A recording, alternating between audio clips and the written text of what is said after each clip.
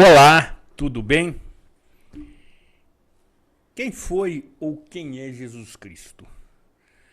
Você já se aprofundou em conhecer este personagem que podemos tratá-lo como sendo o principal da história pós-AC, ou seja, a partir do ano zero até o ano de 2025, é o principal personagem da nossa história, com uma trajetória fantástica. Mas você realmente sabe quem é Jesus Cristo? Jesus Cristo é Deus ou Deus é Jesus Cristo? Ele voltará à Terra para nos salvar novamente? Existem passagens bíblicas em que eu me debrucei para ter condições mínimas necessárias para entrevistar o ilustre convidado, que mostram que este retorno de Jesus Cristo pode acontecer num momento extremamente sombrio da civilização, como aconteceu há 2025 anos atrás.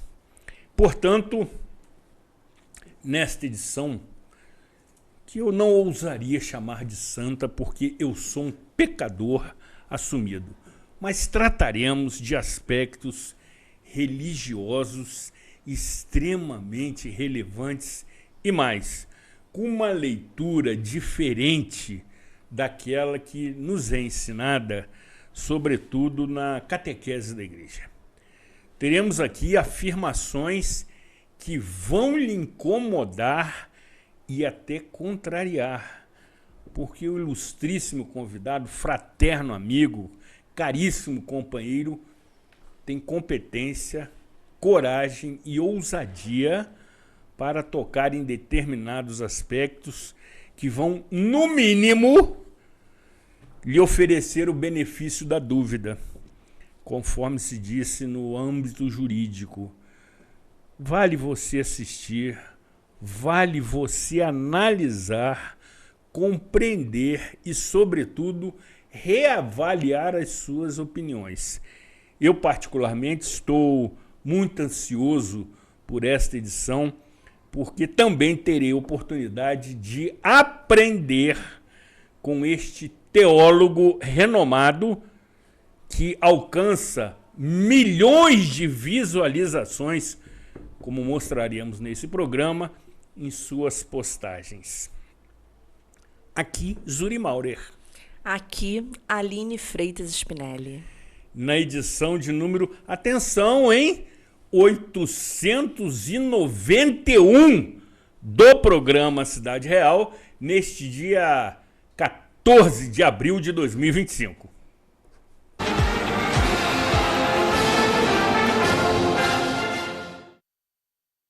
Somos mais do que uma empresa de transporte.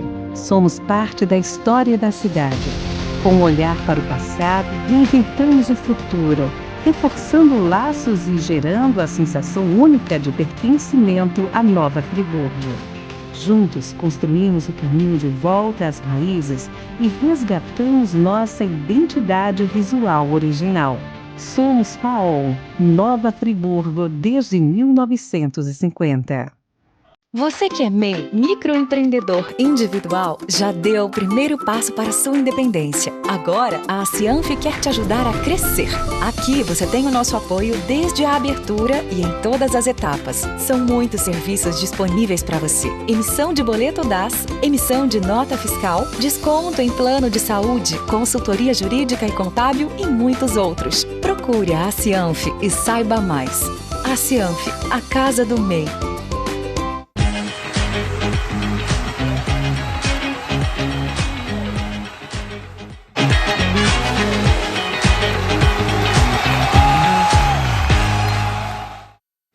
Senhoras telespectadoras, senhores telespectadores, estamos em tempos de Semana Santa. Nada melhor que nós observarmos e falarmos alguma coisa sobre a figura histórica de Jesus Cristo. Jesus Cristo, na realidade, não fundou religião alguma.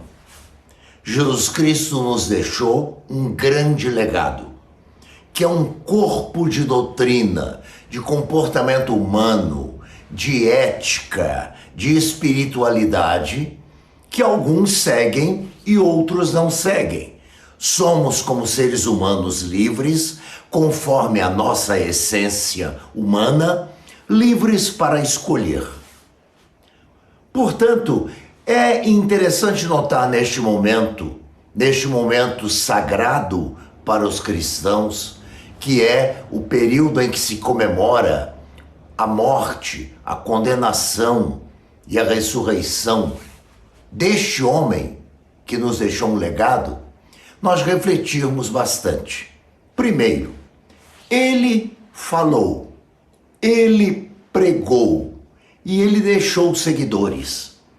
Aos poucos, esses seguidores foram falando aos ouvidos do povo sobre as doutrinas de Jesus Cristo. Mas, na verdade, ele não fundou religião alguma. Mas aqueles que o seguem são chamados de cristãos. E aqui, neste momento, cumpre refletir. Quantas e quantas vezes cristãos fizeram guerra contra cristãos? No passado longínquo, no passado recente, por exemplo, da Segunda Guerra Mundial e nos dias atuais. Nós vemos às vezes nas redes sociais pessoas contando fiéis. Eu hoje falei para tantos milhões, ontem eu falei para tantos milhões, hoje tantos milhões entraram no meu templo, ontem tantos milhões entraram nos templos da igreja tal ou tal. Por acaso, você que está me ouvindo, espera que ao mudar de endereço no universo, ao chegar diante da face esperada deste Jesus Cristo, ele vai querer saber onde que você ingressou para orar? Em qual templo você entrou? Eu acho que não. Ele vai olhar para você e vai perguntar se você cumpriu algumas coisas. Como, por exemplo, eu tive fome e não me deste de comer. Eu tive sede e não me deste de beber.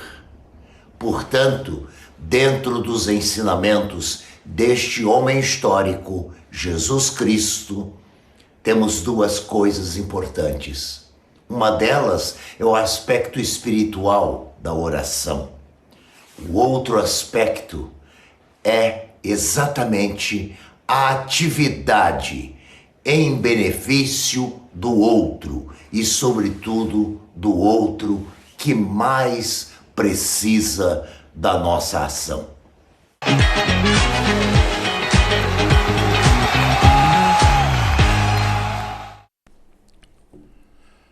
O quadro Opinião tem a autoria intelectual do professor, escritor, conferencista, doutor em educação e meu eterno mestre nos bancos escolares do Colégio Anchieta, que aqui semanalmente desfila o seu talento, sobretudo lhe oferecendo o contraditório, marca registrada do programa Cidade Real, que incomoda, mas é democrático. Gratidão, mestre.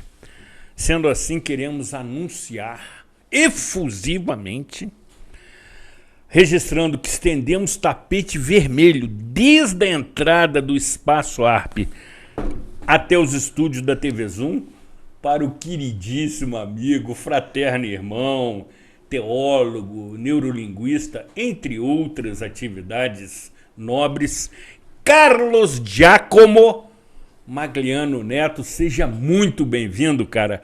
É um prazer revê-lo novamente. Prazer meu irmão exagerado, Zuri Mauro. Doutora Aline, tá lá? Dá para te cumprimentar aqui? Muito bem. Boa tarde, é um prazer estar com vocês aqui mais uma vez. Mais uma vez. Você tem aí quantas já vim? Amigo, Mais de 20, né? Não chegou a tanto. Não? Não, mas você tá no top 3 daqueles que mais estiveram conosco. Eu acho que eu só perco pra você, hein? Segundo o Data Real, que é Aham. o banco de dados do programa Cidade Real, essa é a sua 17ª participação. É mesmo? Sem dúvida. Puxa vida. Então, estou aqui para conversar o que vocês quiserem. Ótimo. E o faremos, hein? Fica à vontade. Se eu não souber, eu não sei, acabou. Pois é. Acontece. Eu quero já lhe provocar no seguinte sentido. Provoque. Quem é Jesus Cristo? A pergunta que não quer se calar. Quem é este homem que modificou a nossa trajetória histórica? Aí a gente pode analisar sobre vários aspectos. Eu sou teólogo e a minha formação é dentro da teologia católica. E foi a teologia católica que fez o mundo conhecer Jesus Cristo, né? Foi através do ensino católico, da pregação católica, que o mundo conheceu Jesus Cristo. Depois, a igreja se fragmentou e outras denominações surgiram, mas o início dessa pregação toda está com a Igreja Católica. Então eu vou aqui reproduzir o que a Igreja Católica ensina sobre Jesus Cristo, sabendo que tem dezenas ou centenas de opiniões sobre quem foi Jesus Cristo.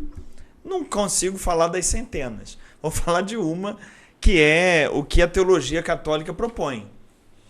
Então, segundo a fé católica, Jesus Cristo é 100% Deus e 100% homem.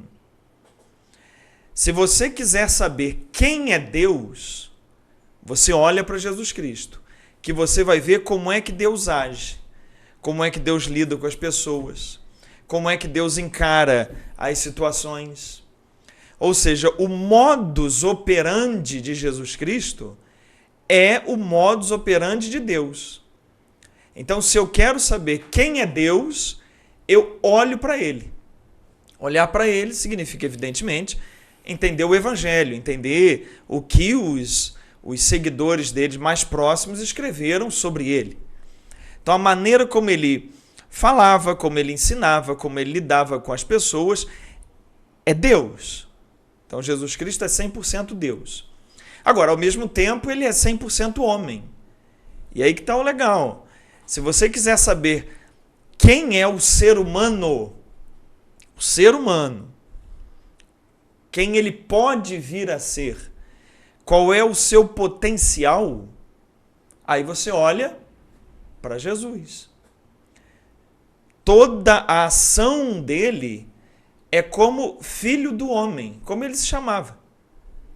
Os outros chamavam ele de filho de Deus, mas ele se chamava de filho do homem, que é uma expressão que no Antigo Testamento tem um sentido mais político, de rei ou de filho de rei, mas em Jesus Cristo toma uma dimensão de o homem dos homens, o exemplo do que é ser humano. De modo que a gente tem uma mania assim, eu errei porque eu sou humano. Está errado. Segundo Jesus Cristo, está errado. Você errou, Zuri, porque você ainda não é humano. Você está em caminho de ser humano. Porque o modelo de ser humano é Ele. É Jesus Cristo. Enquanto eu não me parecer com Ele, eu ainda não sou humano. Então, Jesus Cristo é esse, que é 100% Deus, 100% homem. Quando eu quero descobrir quem é Deus, eu olho para Ele. Quando eu quero saber quem é o homem, eu olho para Ele. Doutora, provoca o nosso convidado. Provoca, doutora Ali. Em primeiro lugar, eu tenho que cumprir aqui o rito do cargo Sim. e dizer que realmente eu ratifico as palavras hoje, de Zuri Maurer, o presidente da mesa, em falar que estendemos tapete vermelho, blusa vermelha, você veio e de todas blusa as vermelha. honras a Vossa Excelência, porque realmente além de ser uma data especial, uma entrevista sua, é um momento de extremo aprendizado. E eu fico honrada em poder receber e dividir a mesa com você. Honra é minha. E eu avisei ao Zuri que sem a sua presença não teríamos gravação hoje. Amigo, por conta disso, eu fiz toda uma movimentação da nossa agenda Sim. para compatibilizar ambas as presenças. E eu agradeço. Muita alegria. Desculpem perder tempo falando isso, mas realmente é um momento de extrema alegria. E queria começar, já que a gente tem só 59 minutos, existe uma expressão que as pessoas usam muito, que é fulano é diabólico, essa casa está assombrada pelo diabo, vou chamar o padre para vir exorcizar. Existe, o diabo existe. O que seria o diabo e o que seria uma conduta diabólica? Muito bom, hein, Zuri? Muito bom. Isso que foi uma provocada. Exatamente. Bom, diabo, a palavra diabo quer dizer aquele que divide. Então, antes de ser um ser, é uma atitude. Eu posso ser um diabo. Aquele que provoca divisão, aquele que provoca confusão, aquele que não agrega, aquele que afasta as pessoas, isso é uma ação diabólica. E eu ainda não estou falando do ser, entidade espiritual. Eu estou falando de uma mentalidade de diabo. Diabolos, aquele que divide, aquele que separa. Então, qualquer um pode ser diabo. E o ser humano, quando dá para ser diabo, Zuri, não precisa de capeta mais nenhum. Ele já é o suficiente. Muito bom. Mas não precisa de professor. Não precisa. Mas existe um ser espiritual que a fé católica crê que seja os anjos, né, que se rebelaram contra Deus, os anjos chamados anjos caídos. E eles, ao se rebelarem contra Deus, eles se colocam na oposição de Deus. Então, esse ser os chamados demônios ou diabos, eles são anjos inicialmente, são seres espirituais que se colocam na oposição daquilo que é bom, daquilo que é justo, daquilo que é amor. Eles trabalham para o ódio, para a divisão, para o mal. Sendo que uma das melhores frases que eu conheço sobre o diabo, demônio, Satanás, são nomes para se referir aos mesmos seres, né? Essa ideia dos divisores de Deus, né? Mas a melhor frase que eu conheço é de Santo Agostinho. Santo Agostinho fala assim: o diabo é um cão muito bravo, late muito alto, mas está amarrado pela cruz de Cristo. A coleira dele é a cruz de Cristo. Só morde a quem lhe chega perto. Daí que vem a expressão tá amarrado. Então, aí, quem usa isso? muito essa expressão tá amarrado são os evangélicos. Os evangélicos, especialmente da Igreja Universal e de outras denominações pentecostais, neopentecostais. Eu não sei se eles têm um conhecimento desse ensino de Santo Agostinho. Sim. Mas tem a ver, né? Ele está amarrado. Mas há uma contradição, porque o que Santo Agostinho está dizendo é que o diabo, ele existe, ele grita alto, mas ele está amarrado e só morde a quem chega perto. É diferente do que talvez essas correntes neopentecostais ensinam, que o diabo está o tempo todo em volta de você, perturbando tudo, o tempo todo é ação do diabo, tudo é demoníaco. É um pouco diferente, porque no que Santo Agostinho ensina, e o que o Novo Testamento também ensina, é que a ação do diabo está restrita, está amarrada, está contida. O diabo é um ser vencido. É isso que a gente celebra agora na Semana Santa. O que a gente celebra agora na Semana Santa é Cristo vencendo todos os poderes maléficos, malditos, demoníacos. O que é, na minha opinião, um contrassenso, uma pessoa que se diz cristã, mas ao mesmo tempo o diabo está por toda parte, o diabo está agindo em tudo, o diabo está perturbando tudo. Então a cruz de Cristo não serviu para nada. Porque o que está lá em 1 João, na primeira carta de João, é: Cristo veio para destruir as obras do demônio. Se o demônio está com tanta obra ainda, Zuri, é que Cristo não fez o dever de casa dele. Genial. Entendeu? Então, o diabo, sim, existe uma entidade espiritual, mas está vencida. Aquele que segue Cristo entende isso. Está vencido. E eu não tenho medo do diabo. Se eu sou um cristão, se eu sou um imitador de Cristo, o diabo é que tem que ter medo de mim, ué? Porque eu sou um assombrador de assombrações se eu sigo o que Cristo disse: vós sois a luz do mundo. Como é que eu vou me apropriar do evangelho na minha vida? Vou me apropriar do que Cristo disse: eu sou a luz do mundo. Ele falou isso para mim. Mateus 5, vós sois a luz do mundo. Como é que eu vou me apropriar disso e ficar morrendo de medo do diabo? Tem alguma coisa que não bate aí. Zuri Maura, ainda dá tempo de fazer mais uma pergunta, a última? Por favor, doutora. Olha, sem perder tempo, Vamos professor. lá. Pois não. Jesus Cristo, eu sou uma advogada criminal, atuo na esfera criminal, eu queria te perguntar: Jesus Cristo foi condenado, foi crucificado, né? Era tido como uma pessoa à margem da sociedade. Marginal. Né? Alguns dizem que Jesus se sacrificou por nós, mas outros também entendem que Jesus, na verdade, foi crucificado, condenado e maltratado por nós, que julgamos e o condenamos, nós, sociedade, nós, enfim. Queria que o professor explicasse essa colocação de Jesus marginal e quem foi aquele homem que foi crucificado e por que foi crucificado. Isso aí toma o resto, essa resposta toma o resto do programa. Exatamente. Então, vamos lá. Vou procurar ser sucinto. O Evangelho apresenta Jesus como marginal, ou seja, aquele que está à margem, desde o nascimento dele. Ele nasceu já à margem.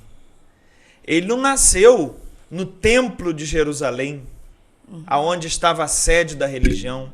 Ele não nasceu no palácio de Herodes, aonde estava a sede do poder político. Ele nasceu a 7 quilômetros de Jerusalém, em Belém.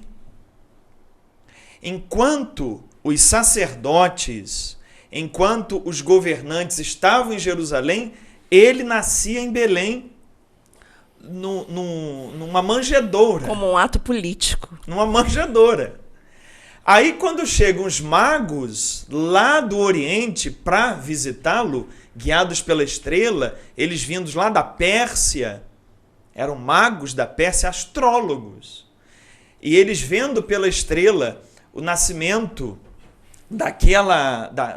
daquele ser esperado, daquele enviado da parte de Deus, eles vão onde? Procurar saber de Jesus. Eles vão lá na capital, lá em Jerusalém. Eles procuram o rei Herodes, eles procuram os sacerdotes de Jerusalém, e o rei Herodes e os sacerdotes de Jerusalém de nada sabiam. Ou seja, Jesus nasce à margem da religião e da política de sua época. E aí a vida inteira ele vai ser conduzido nessa marginalidade do poder. Ele faz do ponto de pregação dele a Galileia, 140 quilômetros de distância do centro político e religioso, que é Jerusalém. Ele está lá no norte.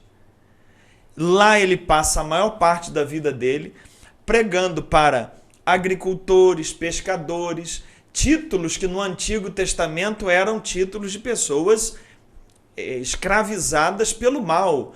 A religião ensinava que pescadores e agricultores eram amaldiçoados em suas atividades. E é com esses que Jesus passa a maior parte do tempo.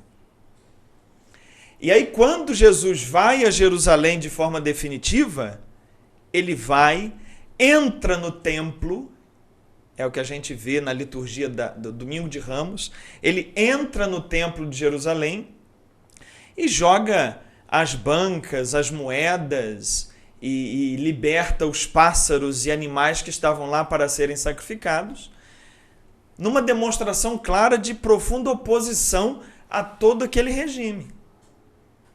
Então ele dali sai e em uma semana é condenado e morto. Então o tempo todo ele está como alguém à margem. O motivo da morte dele é dois. É um motivo religioso e um motivo político. O motivo religioso é porque ele estava se opondo à maneira como os religiosos de Jerusalém guiavam e orientavam a religião. Eles orientavam a religião para discriminar pessoas, escravizar pessoas, amedrontar pessoas e arrancar dinheiro das pessoas. Coisas que não acabaram. Exatamente isso. Só que agora é pior. Uma mulher, né? Não era, ele ainda salvou uma mulher que estava sendo apedrejada. É isso? adúltera. Mas agora é pior, Zuri. Porque agora se faz tudo isso em nome de Jesus. Agora é pior ainda. Bom, então o primeiro motivo é o motivo religioso.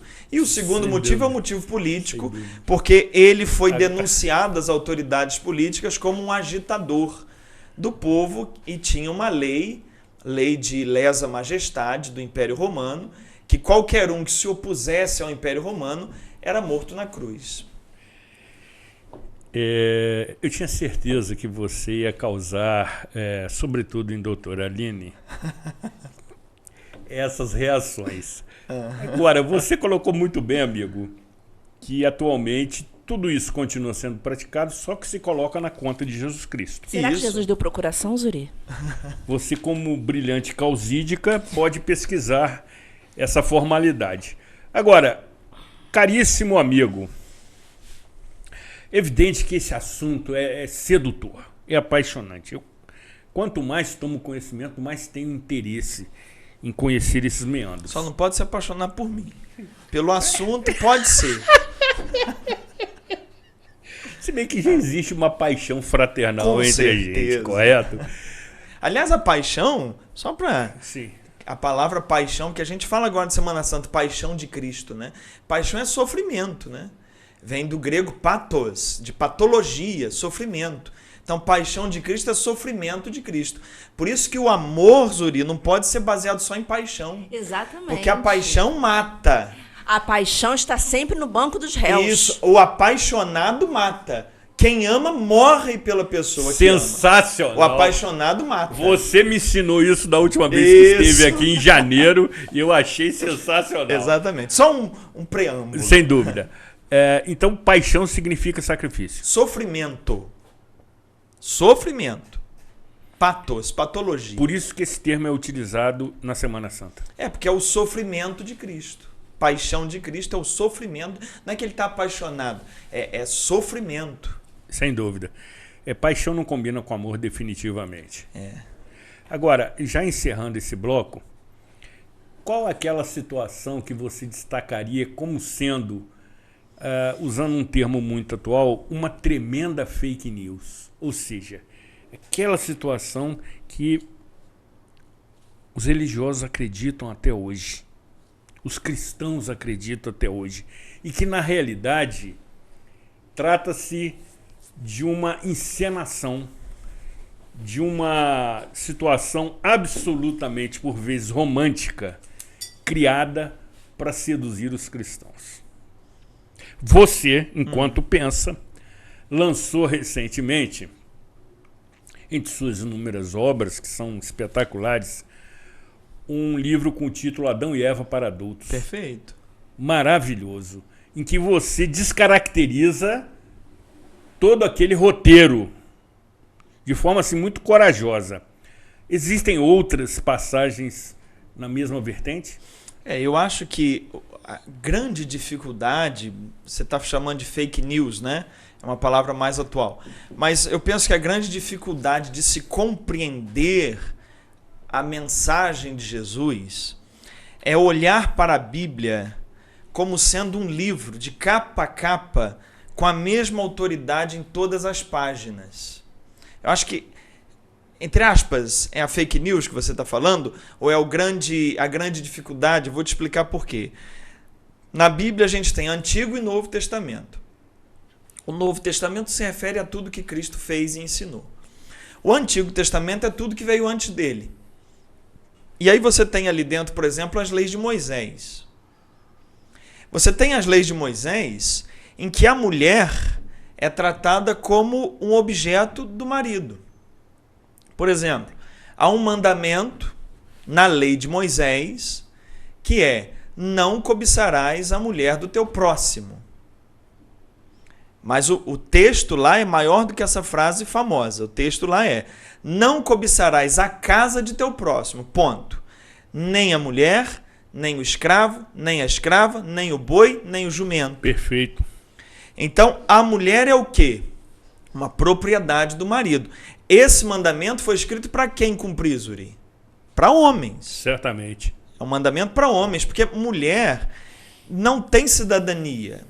Mulher é uma propriedade ou do pai ou do marido no Antigo Testamento. Quando a gente chega no Novo Testamento, a gente vê uma cena muito interessante de Jesus na casa de Marta e Maria, que são duas irmãs, não é a Maria, mãe de Jesus, é uma outra Maria, onde a Marta está lá na cozinha, nos afazeres, porque Jesus, os homens estão na sala, porque os homens ficavam na sala discutindo teologia, política, e as mulheres na cozinha fazendo os trabalhos, porque isso é coisa de homem discutir, as mulheres fazem o trabalho. Então Jesus está lá na sala e Marta está na cozinha, mas a irmã dela resolve deixar a cozinha e sentar-se na sala com os homens para debater. Aí a Marta chega assim da cozinha, fala assim: Jesus, você não percebe? Você não acha que ela está fazendo falta aqui na cozinha? Manda ela vir para cá. Aí Jesus falou: Marta, Maria escolheu a melhor parte. Essa frasezinha quebra tudo que o Antigo Testamento falava sobre mulher. Porque, primeiro, mulher pode sentar-se com homens para uma discussão. Segundo, a mulher pode ter um mestre para ensiná-la. Jesus ensinava a mulheres. Para você ter uma ideia, Buda não pregava para mulheres. Buda só pregava para homens. Jesus pregava para mulheres. E ainda ele diz que mulher pode escolher. Onde é que já se viu isso?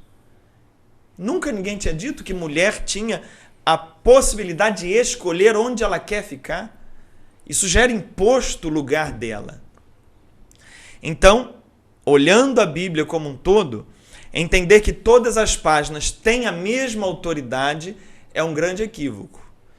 O que está acima de qualquer autoridade hoje nas páginas da Bíblia são os 4 evangelhos. E aí eu encerro o Catecismo da Igreja Católica, parágrafo 125, diz: os evangelhos são o coração da Bíblia. Por isso, se você quiser aprender, começar a ler a Bíblia, começa pelos evangelhos. Que tem João como meu... Isso, o seu preferido. Preferido autor, digamos assim. Os demais são Marcos, Mateus e Lucas, evidentemente. Amigo, cumpre-me o dever de interromper a nossa conversa, a sua aula. Certo. Até porque a doutora Aline já lhe chamou de professor. Perfeito. Por mais de uma vez, mas temos assuntos polêmicos ainda a tratar. Agora que é bom. Depois do intervalo, retornaremos com outras afirmações beirando a heresia. Sensacional! Sensacional! Do amigo teólogo, neurolinguista Carlos Giacomo Magliano Neto. Não saia daqui, afaste-se do Satanás.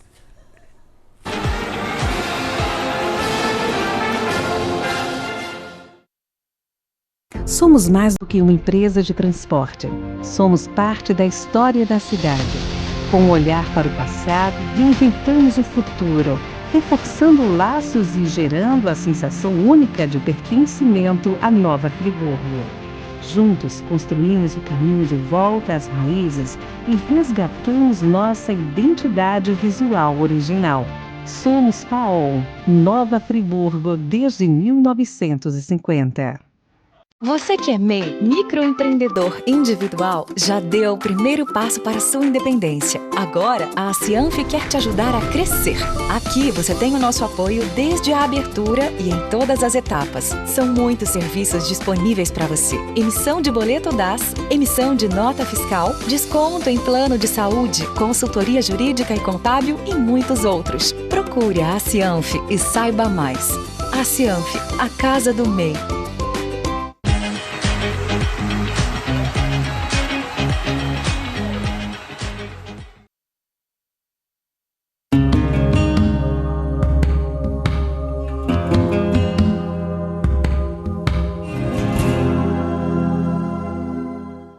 Muita gente se divertiu assistindo a animação Divertidamente 2.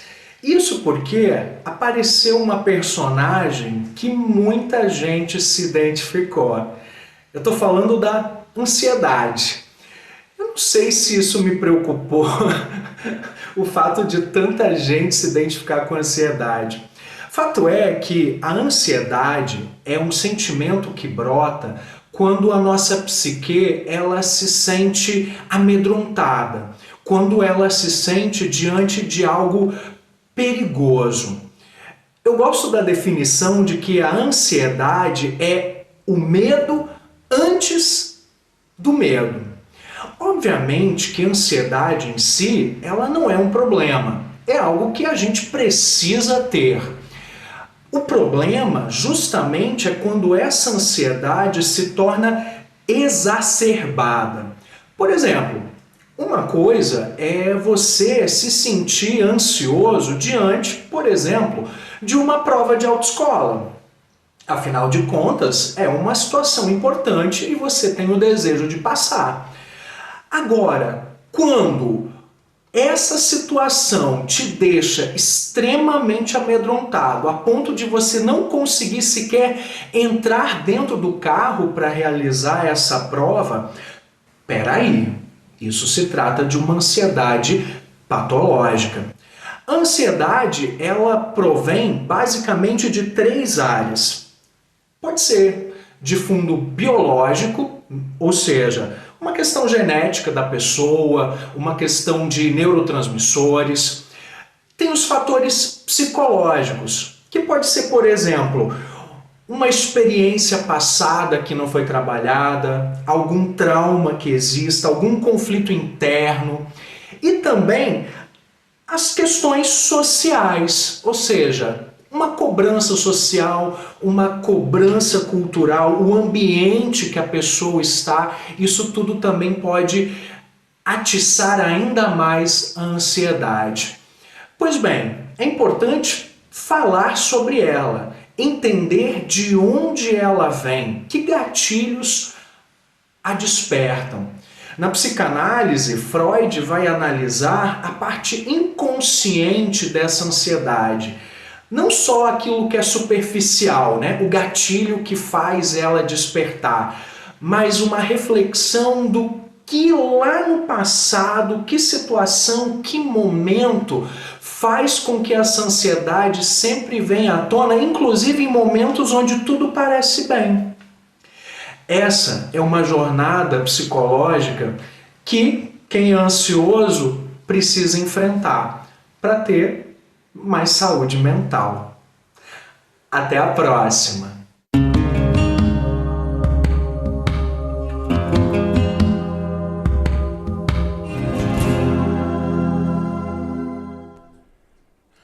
O quadro Saúde Mental tem a autoria intelectual do psicanalista, teólogo e balsâmico pastor luterano Gerson Acker. Adoro essa denominação, que aqui semanalmente nos oferece as suas reflexões, sobretudo para que você tenha qualidade de saúde mental. Até porque o convidado já me ensinou que aquilo que a mente não trata, o corpo transforma em doença. Pastor Gerson, é sempre uma alegria te Gratidão, ouvir. pastor Gerson. E, doutora Aline, nesse momento, ilustra o que é ansiedade. Não é à toa que eu sou analisada em paciente e ele é o meu psicanalista, Dr. Gerson.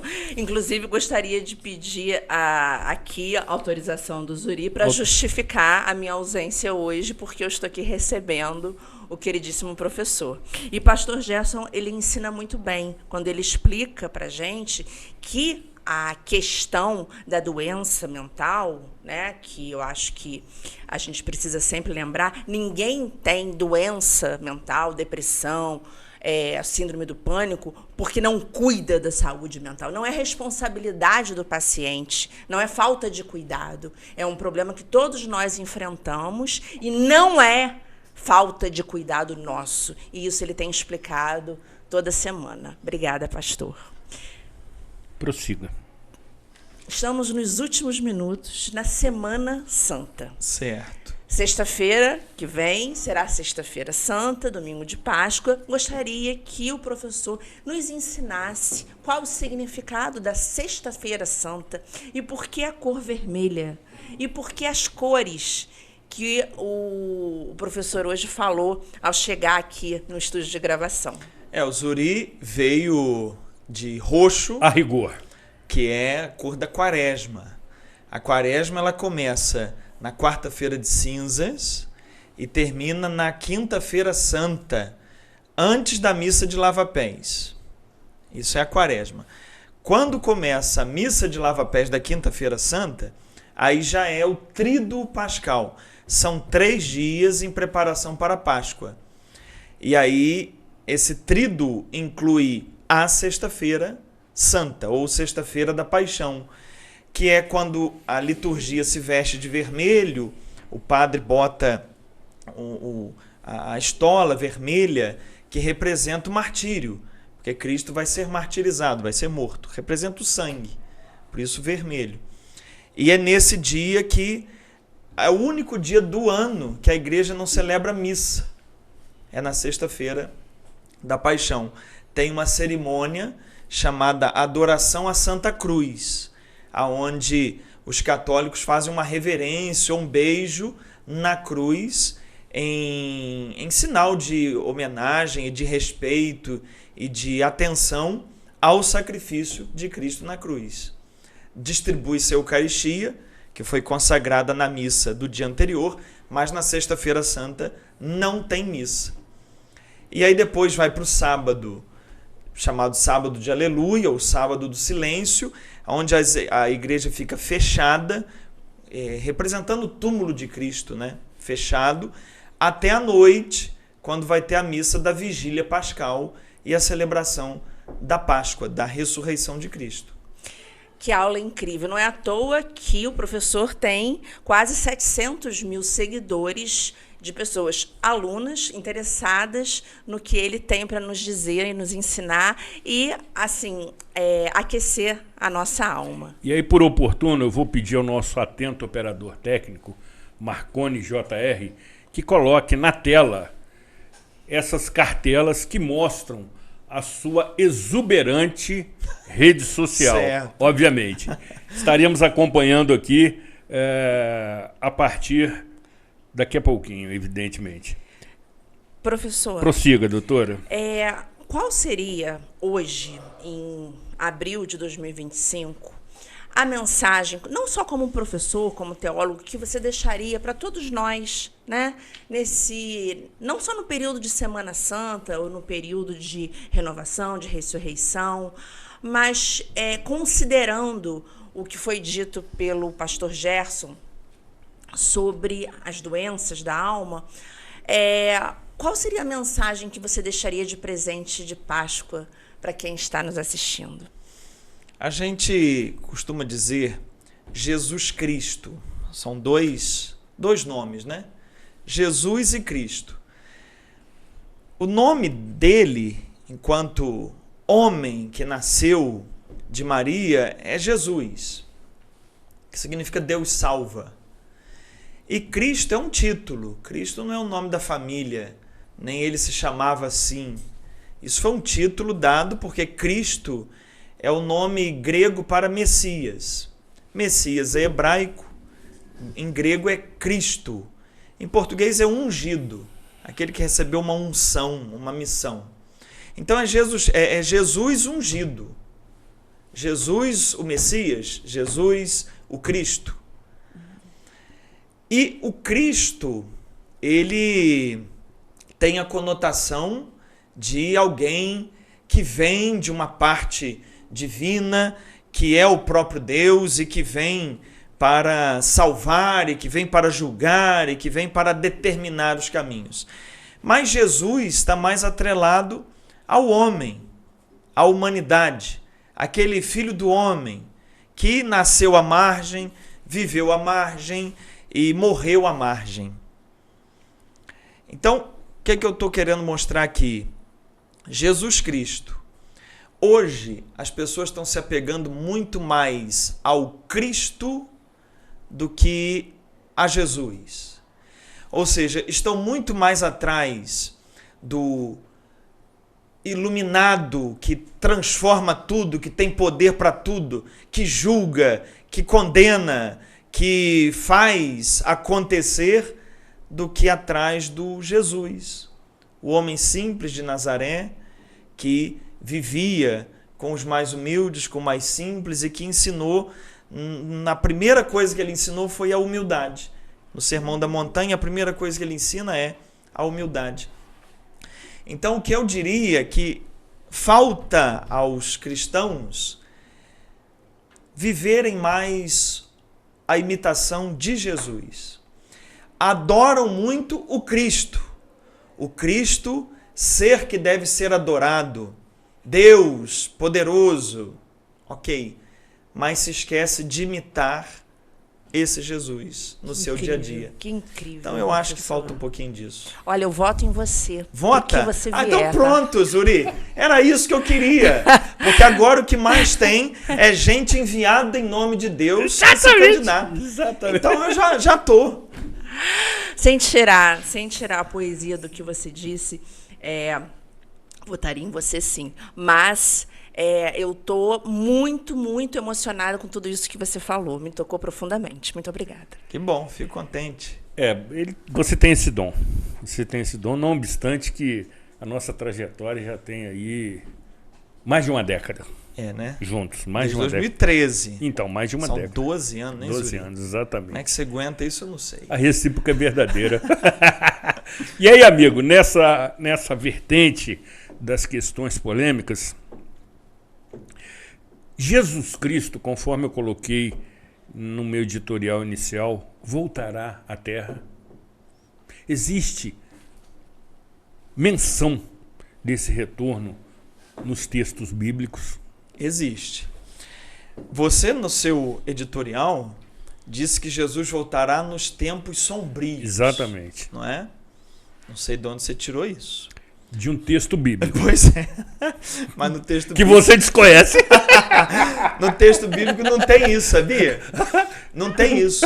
O texto bíblico que você citou provavelmente é Mateus 24. Adoro! Sensacional, bicho! Faz o dever de casa, Zuria. O texto bíblico que você citou deve ser Mateus 24.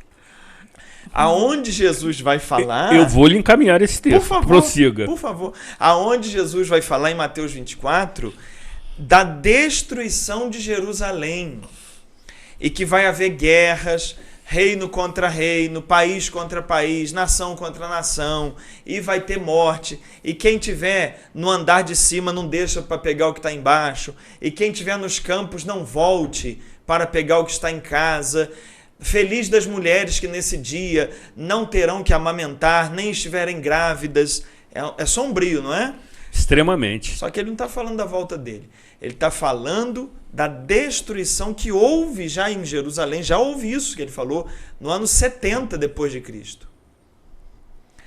Com relação à volta dele e ao fim do mundo, Ele fala assim: o evangelho será pregado em todo mundo e aí será o fim. Veja bem, se o evangelho será pregado em todo mundo e aí será o fim, o final não é ruim, não. O final é muito bom. É muito bom, porque no dia em que o evangelho for pregado em todo mundo e as pessoas assimilarem essa cultura de viver o evangelho, isso vai ser muito bom. Então, eu estou mexendo com você, Zuri, porque isso é em geral o que as pessoas leem. Elas leem a cena que Jesus descreve sobre a destruição de Jerusalém, que foi um fato que já aconteceu. O que Mateus 24 diz, Marcos 13 diz, Lucas 21, creio eu, já aconteceu. Foi a destruição de Jerusalém pelo general Tito, do Império Romano. Quando você vê lá em Jerusalém os judeus diante do Muro das Lamentações, colocando aquelas oraçõezinhas assim diante daquele muro, aquilo é o que sobrou do templo de Jerusalém, que foi destruído no ano 70. Então, aguardar a volta de Jesus não é ter medo de alguma coisa. O pessoal que prega a volta de Jesus geralmente prega botando medo nas pessoas. Exatamente. Eles usam a volta de Jesus para botar medo. Para ameaçar. Exatamente, ameaçar. Porque é claro que se você ameaçar, você põe medo nas pessoas, fica fácil depois para tirar o dinheiro delas. Ó, fica aqui comigo, porque aqui comigo você vai estar protegido. De manipulá-las. E manipulação. Então tem que ter cuidado com todo mundo, até comigo, que prega volta de Jesus iminente, que vai ser uma catástrofe. Tem que tomar muito cuidado com isso. Posso perguntar uma coisinha? Pode. Não existe, ao meu ver, não existe volta de Jesus. Jesus está aqui o tempo todo. Ele nunca foi. Ele está aqui o tempo todo. Ele está aqui, mas o que se acredita é que ele voltará de forma visível. Como se fosse reencarnação? Não é reencarnação, porque reencarnação seria nascer de novo. Sim. Não é nascer de novo. É vir do mesmo modo como ele foi. Ou seja, vir gloriosamente para encerrar a história humana. É isso que se acredita. Quando ele subiu aos céus, está lá em Atos dos Apóstolos capítulo 1, ele subiu aos céus e aí os apóstolos ficaram olhando. E aí os anjos disseram: por que estás aí parado olhando para o céu? Do mesmo modo como ele foi, ele voltará. Então é uma volta gloriosa, não é uma reencarnação. É uma volta gloriosa assim como ele foi.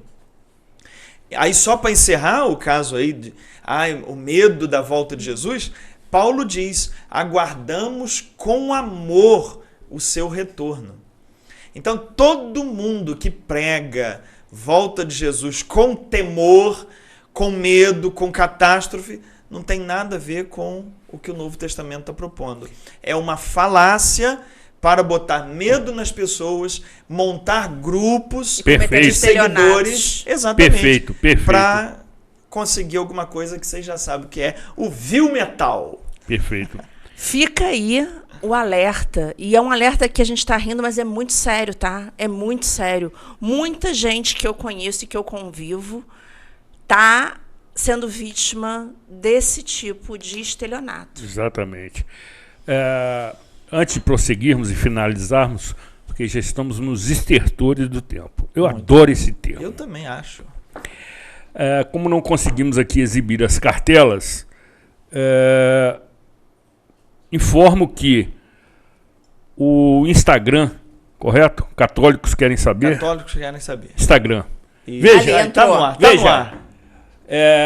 Até, Marconi, se tiver uma cartela anterior que mostra Isso, amigo, muito bom.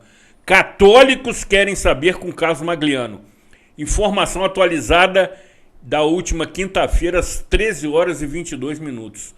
Quase 700 mil seguidores. E você pode encontrar nesse Instagram as seguintes postagens que vamos exibir a seguir, destacando especialmente duas delas. Pode retornar, Marconi, para a tela anterior. Isso.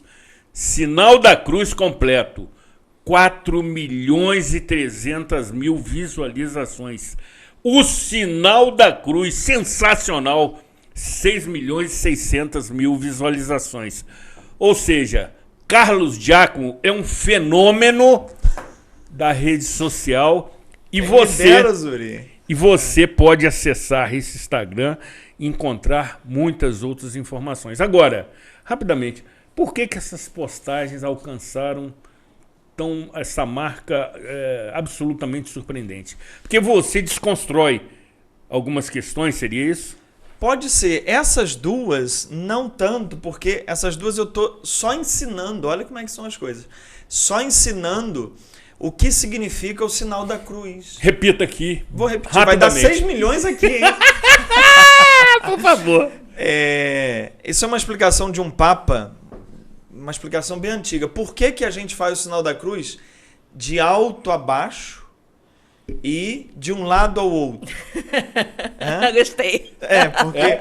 Não, ela riu. Eu vou dizer por quê. Ela faltou essa edição. Não, porque Repita. Se eu disser de alto a baixo, da esquerda para a direita, vira questão política. Exatamente, então amigo. Eu não posso nem mais dizer isso, que polariza. Tudo agora eles metem política. Exatamente. Então eu falo de um lado ao outro. Então, não é?